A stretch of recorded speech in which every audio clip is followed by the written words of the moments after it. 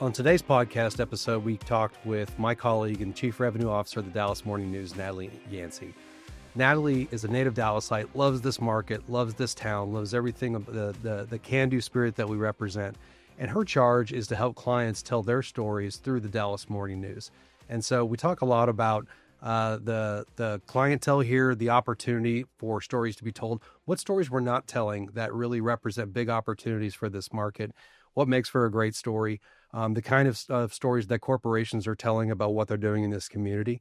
It's a great conversation. She's an engaging person and certainly an engaging leader, and I think you'll enjoy the podcast. Welcome to Giant Stories, a podcast inspired by people and brands with meaningful stories to share. I'm John Kiker, your host and president of Medium Giant, a fully integrated creative agency in Dallas and Tulsa. While the tools we have at our disposal to create and share stories have never been more broad and varied, the fundamentals of great storytelling remain as transcendent as ever. Despite the headwinds our industry faces, clients and brands will always covet companies that remain steadfast, with a steady eye on culture and understanding of the business dynamics at hand and a commitment to the fundamentals of what makes a great story. So today, I'm excited to have Natalie Yancy, my colleague and Chief Revenue Officer of the Dallas Morning News. Natalie's remit around storytelling for this company is unique in that she uses the platform of the Dallas Morning News' ecosystem to help clients tell their stories, but she also manages a team charged with creating content for the morning news itself, such as our 4 DFW programs and Abode, which is our real estate hub. To say her role in storytelling for our organization is critical would be a significant understatement. So as a native Dallasite, Natalie's resume extends far beyond her extensive time with the morning news, having worked with the Dallas Business Journal and Douglas Media, among others.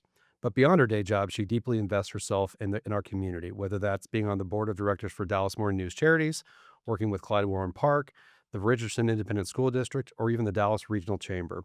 She's also going to be honored later this week by the American Advertising Federation's Dallas chapter as an AAF luminary, which recognizes women in our ad and marketing community who blaze new trails, empower everyone around them, and inspire the next generation with outstanding talent, leadership, and innovation. I love that descriptor about you. Thank you. I think it's I don't know who very wrote that. apropos. Okay. I got it off the website, so Oh, whoever okay. wrote it, Whoever wrote that did I think you got it. outstanding. Yeah, my friend, thanks for joining me. Thank you. Glad Thanks you're for here. having me. Absolutely. So as we always do in our podcast episodes, we like to start off our discussions by asking our guests to tell their story. So the floor is yours. Yeah, so I'll try to tell it briefly. Story is grew up here, love Dallas. I interestingly was going to go into broadcast news and realized I hated being in front of a camera. And As we sit here in front of a camera. yes, I do hate that. And I really prefer to be behind the camera. And um, a job was offered at Channel 8 that was extremely junior. And I was like, well, they're not hiring in this market. I would have had to move. So let me just walk across the parking lot and see what's happening at this place called the Dallas Morning News. And that's how I began as a sales assistant. I worked my way around all types of sales teams, became a sales manager, a sales director, um, left and did newspaper rep firm work for a while, really just learning more and more about how we are going to position brands across newspaper assets, whether it was print, digital. At the time, newspapers were just getting into web development, website presence, but they were really heavy into events at the time. And so that's something that I really enjoyed selling around was events. Dallas Business Journal allowed me to really delve even deeper into that model. Um, I prefer to be more on the creation side of opportunity versus just selling opportunity. Interestingly, I had no intention of going into business development, but what I realized even since grade school was that I had no problem talking to people. I enjoy people, meeting new people. And I never felt like I was selling, and I still don't. I feel like I'm just having a conversation and I'm finding out what it is you're trying to do, where are you trying to go, and how we can help you get there. So talk about your love for Dallas. Obviously, you've got family here, you got Mhm. family ties here, but what is it about Dallas? What is the story of Dallas that keeps you so intrigued with this market? Yeah. I think what I love the most about our city is that it's ever evolving. I know some cities could say the same thing, but we are really ever evolving. We are not one industry. We're not a one trick pony. We have so many different types of businesses, so many types of restaurants and lifestyles that exist here. And our city can pretty much offer any flavor that you like. Growing up, our city felt very, very small. Hmm. It was a city where you could run into people you knew at the grocery store very easily. Yep. Um, and now, as Dallas has grown, we still have these small pockets that make you feel that way. Yet we are now very metropolitan, even industrial in some areas. And I just think it's a city that everyone can fall into their own little home, their own little abode. Yeah. I think I didn't grow up here, but I've been here for 25 years. Mhm. And so even if you see the market's growth, fastest growing market in the United States, somewhat organic, somewhat by design, you see these little neighborhood Yeah. pockets pop up almost like in New York or a Chicago in very entrenched neighborhoods. Mhm. Not necessarily, divided by ethnicities, but more by almost phases of development Mhm. and like, whether it's okay, now the Californians are coming in. Okay, here comes everybody from the East Coast or whatever business is moving to Texas is driving that growth. But I think it's really unique around, if you looked at Dallas probably 30 years ago, you might say oil and gas and maybe a little bit of tech with your EDSs and Right. TIs of the world. But it's so much more broad and diverse now For sure. with I what's mean, happening. everything from legal to data center to, I mean, we have such strong industries across so many different categories. And I think the other thing I would say I like about just, I would say Texas at this point is just the pride that we take in everything that we do, the pride that we take in how we overcome, the pride that we take in winning, well, sometimes for the Cowboys, Mm. but the pride we It's take, been a hot minute. it's been a minute, but the pride that we just take in our state and in our city, we are very excited to represent our state on the big stage. Absolutely. So talk about, you being in this business as print started evolving into digital. Talk about it, what the storytelling options were in print. I mean, obviously, you've got a Mhm. hard copy, but I think that people sometimes don't give enough credit to the power of print and the Right. stories that they can tell. Right. So talk about that evolution into digital, but mostly like because I know it's funny when you and I have conversations around our business and how it's evolving. It's almost like people overlook the power of print sometimes. So we'll Oh, for focus sure. on storytelling with print first. Yeah, it's interesting too that many brands refuse to leave print because they know the effectiveness. They also know the differentiation of what that delivers versus other traditional media. I would say the power of print is obviously it's tangible. It's something that people can hold, feel, touch, and similar to a magazine or anything else that you can hold to consume. Right. It immediately puts that into a different level of engagement. You're holding it like a book or anything else that you actually have to hold to digest. And so I think, beginning with probably one of my first print loves, which was like Highlights magazine. I Oh don't know yeah. if people remember that, but that was just like the highlight of my week is to get the new Just Highlights get it in the magazine. mail. Yeah. Yes. And, even go as far back as coloring books. If only our kids would still use highlights these days. I know. They make it learn actually some Yeah. yeah.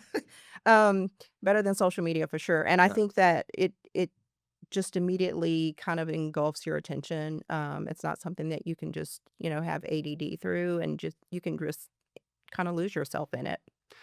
So when you're visiting with clients and let's say there's a retailer who's opening a new store Mm, and they want to understand, okay, well, instead of just talk about the process with them, because to your point, you're not just selling an ad. You're like, okay, what's the problem you're trying to solve and right. how do we create a story around that, and talk about the different options that you guys can actually look through within the print version and Right, then even with and the with digital. digital. Yeah. So with print, it is what we would consider more of an activation. Print drives response. It is the type of vehicle that I see a Central Market ad, and they're advertising the latest in all their blueberry samples, whatever. Um, that is the type of medium that just immediately drives response. People get in their car and go.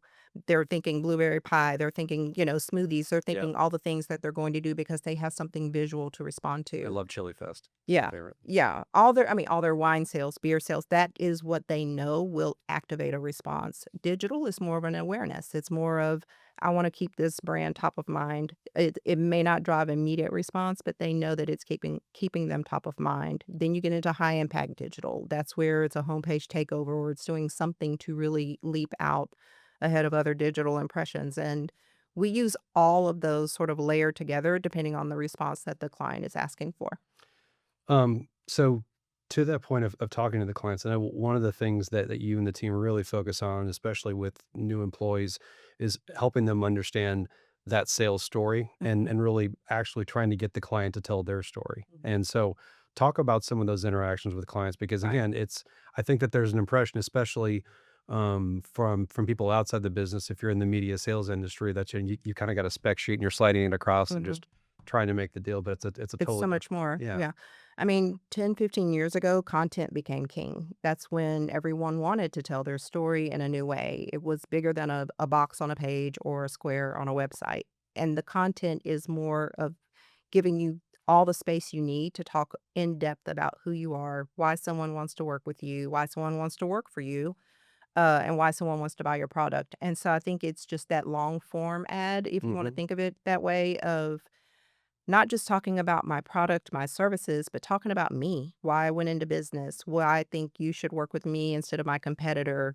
And some people have really engaging stories to tell. They have unique stories. Not every founder started in their mother's kitchen. Some Right. people were lawyers, some people were doctors and became, a cupcake chef. And so people have unique stories to tell, and that's what differentiates the brand.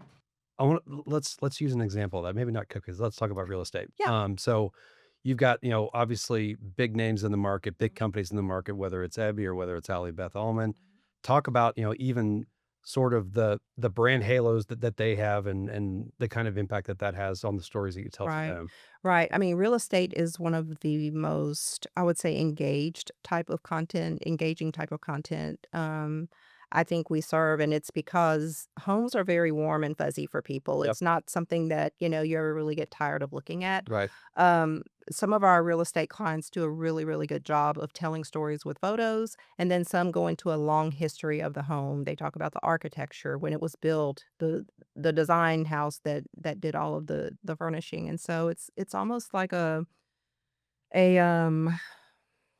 chapter storybook Mm-hmm. of a subject that people really just like to devour. I've always been so abode is one of my passion projects, and Shout I out to think our real estate. shout out for real estate. I love real estate. It's a very passionate topic for me because growing up looking at homes, I was in heaven.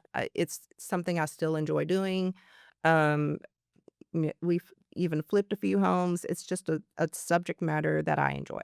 I like taking something that was just a blank slate Mm-hmm. or a horrible looking slate and making it into something beautiful and something appealing. I just think it's fascinating. People love to see the before and the after. People love to see the old become new again. People Mm-hmm. love to see new become better. And so I think the association for me with the Abode Project has just been, I know it's a subject, especially with affordable housing as a topic, alongside all of the luxury that we see. It's a subject that really fits everyone, just in different phases. It's a major challenge for this market. It's a major challenge for our market, but everyone is touched by it. So it's just, it's a fascinating category for me. So we obviously have at the morning news a division between church and state, if you will. So Mhm, from advertising in the newsroom. And there are probably, not probably, I know for a fact there have been several instances where an advertiser, whether something is written in the paper about them specifically as a brand or about the category that mm, is sort of off-putting. How do you handle those conversations with clients? Because I think that's something that people probably don't realize. It's a very hard line that mhm. that that we have to respect. It is a very hard line. And we have, delineation, and safeguards in place so that clients and our readers know the difference. But I think the way we describe it to clients is you can tell your own story, but that's considered sponsored content, or branded content. Or we can tell your story with our content team. That's still sponsored content. However, if the newsroom tells your story, that's news. It's news. And in most cases, real estate, if it's a new listing or a new Yep. development, is not technically, Cap it's capital not N news. technically capital N news. Right. It's great information and it's great to read, but it's not news. And so for the clients that are really pushing more of a news coverage or some type of PR coverage, we just tell them, obviously, you can always submit that through our news team, but it's not necessarily going to be published and it's nothing we have control over. I think most clients get it now. There's such an abundance of sponsored content that is still very well consumed, very well produced. Yeah. Um, it's just a matter of calling it out Yeah. so that clients know the difference. That makes sense. So in your position, obviously you're privy to all the stories that we're telling in the morning news on behalf Mm. of our clients. So there's got to be a few that cross your desk and you're like, "Oh my gosh, another one of these." Like, what do we have an overabundance of in terms of ads and stories like, "Oh man, this is this horse has been beaten to death." Yeah. From an advertiser perspective, what we're probably doing a lot of is leaning into the luxury. I don't think people understand Dallas is probably about 10% of your luxury audience. The rest are, people who are trying to live in a pretty mid-size or mid-priced home with 2 cars and 3 kids. And I think we need to appeal more to that. We need to appeal more to the people who are looking for a $500,000 home versus a $2 million home. Because that's the majority of our city. We just we've gotta do a better job at, I don't know the word I would use, but I think we just need to do a better job at appealing to the majority of our city, with whether it's the products, the goods, the services, because they're shopping, they're Yeah. traveling, they're doing the same things that everyone else is I doing. mean, so to your point, we've got a market, let's just call it rounded off at about 8 million, give or Right. take. So 10% of that's 800,000. So you're talking 7 million people Yes. who maybe aren't being Yes. um, spoken to Mhm. in But that they're way. also shopping. Oh yeah. Right, they're throwing birthday parties, they're doing all the things, they're taking vacations, they're trying to figure out, the next road trip, and I just feel They like want to open that's the savings account. They correct. want to buy a They house. still have checking accounts and Yeah. savings accounts, and let's talk to them. Yeah, absolutely. So you've also been at the forefront, whether it's the adoption, the shift from print into digital, or new technology coming online. How do you view technology's role in bringing stories to life for you guys? Wow, so I'm a huge proponent of if AI can do it, let him or Mm, her. Um, Obviously, I would never agree that AI should do everything in telling someone's story, but I do believe we can cut through a lot of the sweat, blood, and tears if we would allow AI to help us, whether it's with research, whether it's in, best headline, whether it's in maybe creating the series outline for the content, things like that. Some of the ways that we have begun to use AI as a sales development team is just direct this conversation. How many emails I'm going to send to this client? How am I going to prospect? What's a better industry that I should be going after within this legal category? Things like that. So I feel like, We'll talk about tech, that specifically. So yeah. let's say that one of your account executives is building a list for a particular category, and they've got 150 prospects Mhm. in their pipeline that they want to reach out to. Right. Talk about 5 years ago, what that process looked like for developing Mhm. outreach individually to every single person to what Right. you guys are doing now. Yeah, it was just so much time. I mean, you're talking about finding the contact. Once you get the right contact, crafting your own Is their email email. right? Yeah, is the email right? Did they leave the company? Right. I thought this was correct. This information is 10 years old. And so, yeah, I mean, this whole technology era um, should only make us better. We were so limited in not just our knowledge, but even the capacity. How many clients can I talk to in a day? How many clients can I reach out to in a week? Um, there used to be this, I'm doing really, really well to talk to 100 clients a week. Well, Yep. now we can talk to thousands of clients a week Yep. if we do it right. So, yeah, I feel like it's about making this, and also left this very important tool out. We can also be more targeted with what we say to this Mm. client, right? So this is something relevant to them, something we know that they are in the stage of needing. It's very similar to an auto dealer being able to reach out to me knowing I'm shopping for a car versus knowing I'm not. Um, it's just putting you in the right place at the right time with the right message. So I think people sometimes view from a sales perspective, it's almost like, well, it's only about volume of outreach. And it's like, well, It's not. no, Yeah, exactly. And so I think what you guys have been able to do is, to your point, use AI to inform you about a prospect and help you build that outreach. And you guys put the human touches on it to make sure that right. not only just that syntax is all right and all that, but it's something a little bit more personal from that particular salesperson For sure. That as it's well. personal, that it is timely, um, and again, that it is the best solution we have to offer that client, specifically that client. It's not a one size fits all. So many of the things that we are trying to construct and stand up are very, very unique, and they're not, even though they may have been right for a client 6 months ago, they may not be right for the client today. So we are Mhm. really, really, intentional about when we are trying to reach out to a client, what's happening in their business, Right. why they may reconsider this today versus 6 months ago. Yep. So we love all of our clients. Yes. We love all of our children. Yeah. But I think some of our clients tell stories in a really meaningful, impactful way that not just from a brilliant execution, but we see the results of their business and we see them come back. So talk about some of the more Yes. memorable stories for clients that you see for us. I would definitely have to go to some of our forward clients. I think our forward DFW is a cause marketing platform. It allows for corporations to really talk about the good that they're doing across the city. Mhm. So many of these headquarters are recently moved here. They want to show that we're not just here for commerce. We're here to, make a difference and roll up our sleeves and get to work. I think Coca-Cola did an amazing job telling the many, many ways that they were driving not just sustainability, but the ways they got their employees involved in the many causes around the city, whether it was helping children, whether it was helping schools. I've never seen an organization that tapped into a city so quickly. It was pretty phenomenal. I think Baylor Scott and White does an amazing job talking about all that they do. Biggest Toyota, employer in North Texas. I don't know if anybody realizes that. yeah, Yeah. yeah.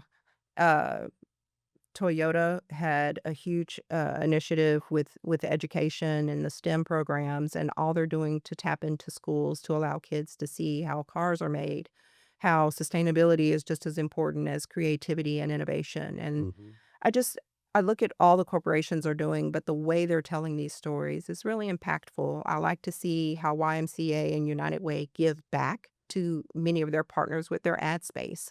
I don't think people realize how many of our large nonprofits are giving their time and energy to smaller nonprofits so that they can help them grow, help them develop. Talk about that because I think that's an aspect of the nonprofit environment in Dallas that most people are probably not aware of. I mean, you've got your bigger entities, your United Ways, your Make a Wishes, but Mhm. there's so many, whether it's a collaboration of agencies or bigger agencies helping out, whether it's in underserved areas. I think that's a very under vocalized part of how nonprofits are working in North Mhm. Texas. I can speak to one that I've gotten involved with is All Stars. All Stars is a nonprofit. I would I don't know if I would call it small. Sorry, Antoine. I don't know if I would say it's small. It's definitely growing. But All Stars is a nonprofit that really focuses on at-risk high school students Okay, through the arts, whether it's dance, music, poetry, you name it. And they are tapping into corporations and other larger nonprofits to establish mentoring programs, to set up even mentoring development, meaning if right. we want to become a mentor, they will set up a program to show us how to be better mentors, Oh wow. to show us how to set up better mentorship programs. Because they are really, really good at it. So I think it's more like tapping into the uniqueness of the nonprofit, what they have to offer, and larger nonprofits coming alongside them to really help them with infrastructure, not just money, but actual infrastructure, marketing, maybe even time and resources so that as they grow with them. So I think a lot of nonprofit. I mean, we we talk about storytelling, and I think we have a really good history of partnering with nonprofits in our community to tell all Mhm. those stories. So whether it's homelessness, hunger, at-risk kids, Mhm. whatever I think the vehicles that we have and what we use, and it's not just the big corporations telling those stories, it's giving the space and the place for those nonprofits to tell theirs, to tell like CFT and Mhm. organizations like that. Yeah, I mean, we have our own DMN charities. Yeah. So we are running a campaign right now for summer feeding.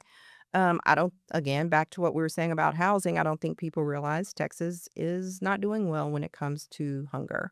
And 1 in 5 kids are facing hunger crises. So it's something that we as a city, we are really quick to write a check, but we're not as quick to go volunteer or actually do the work.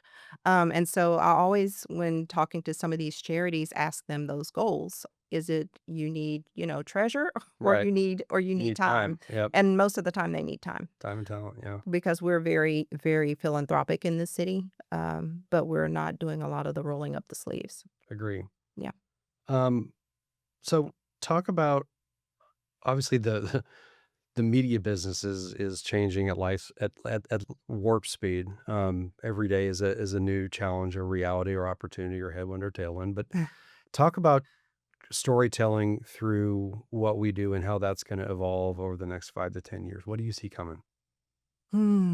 I see that we have a dire need to reconnect with a growing city. We need to understand not just what our newcomers want, but maybe what some of our old timers want in terms of they used to be readers and now they're not. So I think reconnecting is crucial. I think it's crucial that we understand what people want today out of a news Mhm. organization, and then beyond that, I think it's important that we begin to talk to the younger generation. We already know that. Um, Beyond the millennials, we have very little audience there, and so I think it's just important that we are willing to transform, whether it's format, whether it's, long form versus short form storytelling or news writing. Where our stories show up. Where do our stories show up? Is it the format? Obviously, we've gone to more video, here at the Dallas Morning News, but beyond video, what else are we going to offer to reach a new audience? I think that's what's crucial. I think what's also crucial is just hyper local. We Hmm. are a very spread out city. Dallas is not growing. It's around Dallas that has grown. What are we going to do to reach people that are 100 miles away? And in the not so distant future, 100 miles away is almost part of the Metroplex, Correct, correct. which There are is just people who are crazy to think almost in about. Oklahoma who say, I live in Dallas. And so, what are we going to do to reach those communities? Yeah, I think that's an exciting opportunity for Yeah, us for sure. for sure. Um, all right. Well, Natalie, this has been an awesome Oh, conversation. thank you. We appreciate your time. Thank you. I enjoyed it. All right. Giant Stories is a production of Medium Giant and our parent company, the Dallas News Corporation. Interested in learning more about how your brand's story can be better told and sold? Visit mediumgiant.co or send an email to hello@mediumgiant.co.